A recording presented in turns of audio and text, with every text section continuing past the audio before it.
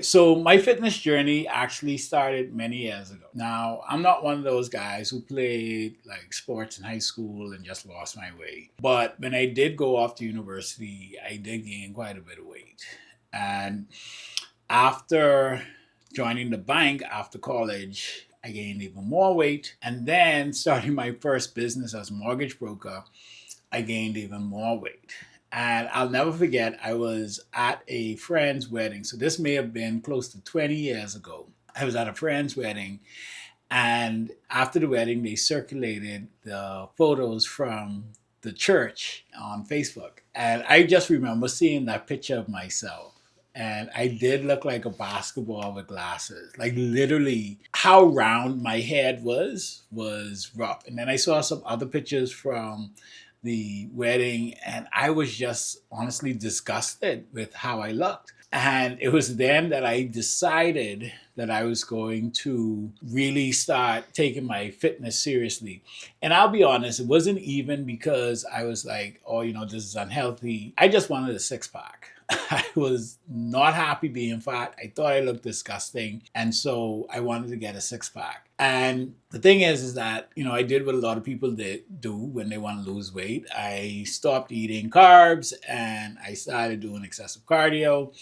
And I actually had some successes. I lost about 60 pounds, got down to about 242 pounds. And I started, feeling good. And I did what most people do when they start losing weight and they start feeling good. They start doing the things that caused them to put on the weight in the first place. So I started drinking again, eating again, doing all these things. And I remember within a matter of months after losing all that weight, I got back up to 292 pounds.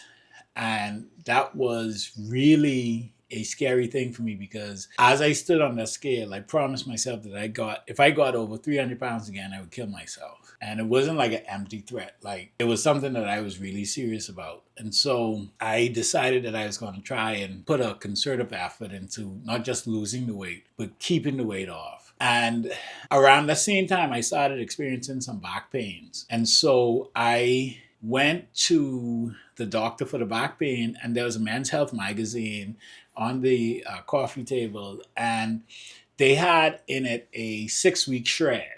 And so I politely tore that article out of the Men's Health magazine. Some people say I stole it. I just borrowed it from the doctor's office. But that really ultimately became my first program that I was following. And so from there, I really started this series of events. I joined a fitness group. That really helped me think about more mindset. The instructor there, Donovan J. Roll, I'll never forget, he was the first person that linked my health and fitness to business. And he said, and this was only because I had missed so many sessions. And he called me up one day and he's like, hey, what's going on? And he's like, I was like, I'm working. And he said, let me ask you this. If you had a meeting with a client, would you miss that?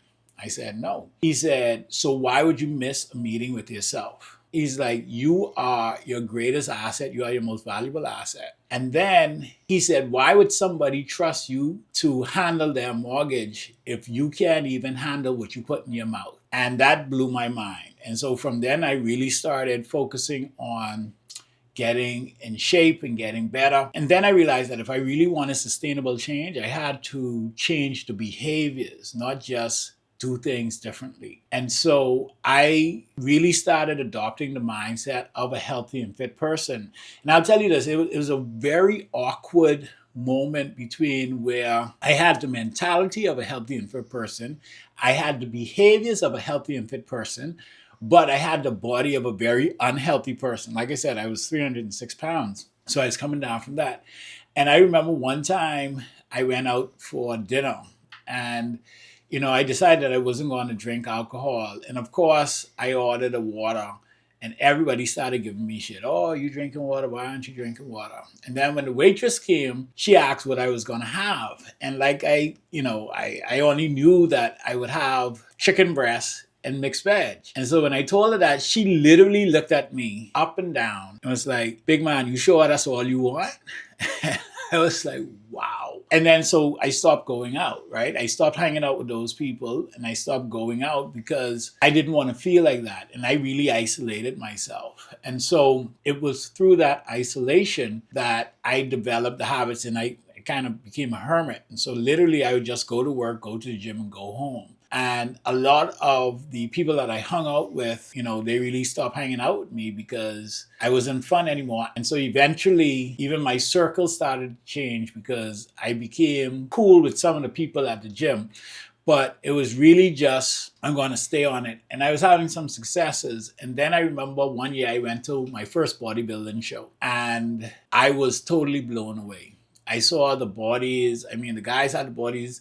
The ladies had bodies, and I was like, I didn't know bodies like this existed here in the Bahamas. And I made a decision right there. At the time, I think I was about maybe 270 pounds, but I made a decision right there that I was going to compete the next year. And thus started my competition. And everybody that I told laughed, like literally everybody laughed. I found a picture of Reggie Bush, and it was one with him and his six pack. And I was like, this is the body that I want. I told my then brother-in-law, and he literally laughed at me. He said, there's no way you can ever achieve that body because he is paid to look like that. That's when I stopped telling people, and literally I just went into hiding. And it was just gym, home, work, gym, home, work. And I was training twice a day, sometimes 3 times a day. And, I just literally did it. And, fast forward, I got into competitive bodybuilding.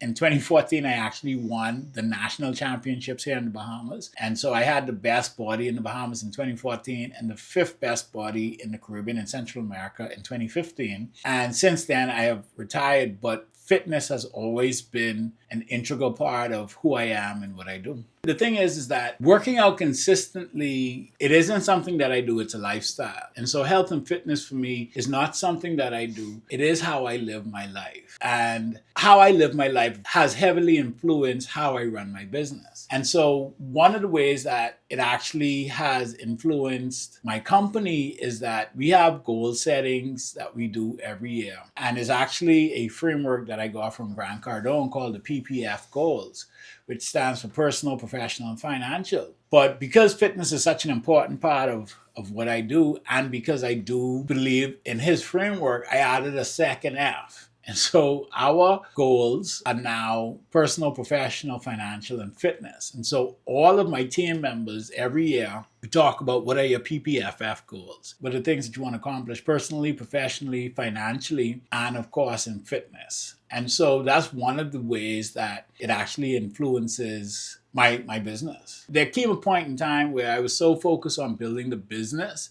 that it was harder and harder and harder for me to actually get out to the gym. And then, it's one of those things where you go to the gym, you got to see people and talk to people. And I'm not really a people's person when I'm focused on getting what I need to get done. And so literally, because last year, the theme for the 4th quarter was efficiency. I needed to run my life more efficiently. And I was losing about an hour a day just in commuting back and forth from the gym. And so I decided that I was going to build out my home gym. Now, we had our dining room that slowly turned into a storage room that I convinced my wife to let me turn into our home gym. And I can tell you that has been an ultimate game changer. Just being able to have the gym right in the house. Like literally, I have to pass the gym to get to the kitchen because like I said, it was our old dining room. I didn't have to do too much convincing with my wife because my wife is actually a pro bodybuilder and she won her last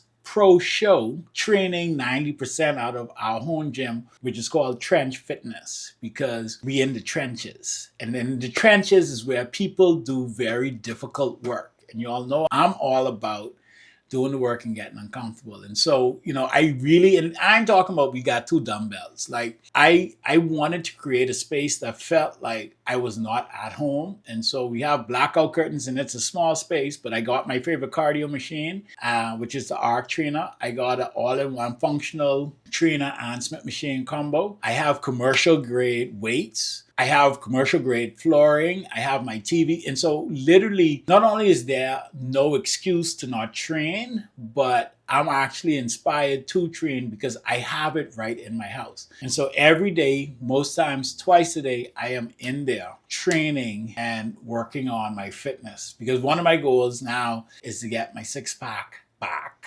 If you're a business owner, entrepreneur, even a busy professional, and you think you don't have time for fitness, I call the reality is that not only do we make time for what we want to make time for, I would say reframe that. And instead of saying that you don't have time, ask yourself the question, how can I make time? We spend so much time doing things that aren't adding value to us that we miss out on opportunities to do things that are actually going to improve our overall quality of life and our overall well-being. And fitness is one of them. And so something that I found super useful was, one, of course, building out my home gym. And the reality is that everybody may not have the resources to do that. But if you look at the streets are free, sometimes we think that we need to start at a higher level than we actually need to start. Just start taking small steps. Start by doing, some home exercises. Start by walking in your neighborhood.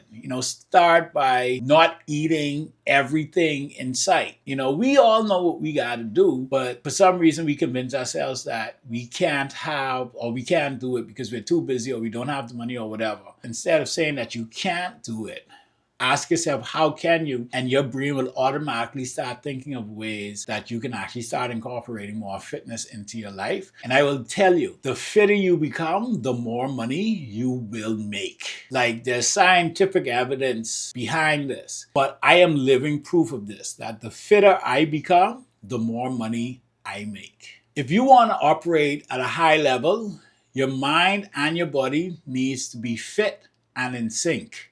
You don't need to be perfect. You just need to be consistent. Take care of your body, protect your energy, and watch how everything else in your life starts to level up. Until next time, get uncomfortable and do the work, because the world needs your greatness. Peace.